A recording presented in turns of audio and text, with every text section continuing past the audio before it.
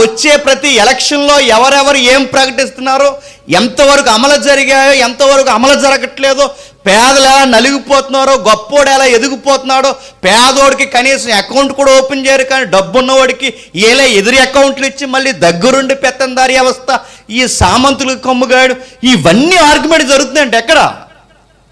పైన ఎలక్షన్లు అయిపోవడం ఈ రంకు రాజకీయ నాయకులకు సంబరాలు కాదు, గుర్తుపెట్టుకోండి. ఎలక్షన్ ఇక్కడ అయిపోయిన తర్వాత వాళ్ళ పాలన సరిగ్గా అమలు చేయకపోతే సీట్ అయినా దించేస్తారు, వాడినైనా తుంచేస్తారు. అలాంటి డిస్కషన్ జరుగుతున్నట్టు ఎక్కడ? పైన. అంటే ఇప్పుడు రాజకీయ నాయకుడు ఆడిని ఎవడేమంటారు, ఆడిని భూమి మీద ఎవడేమన్నాడు, కానీ అనేవాడు ఉన్నాడు.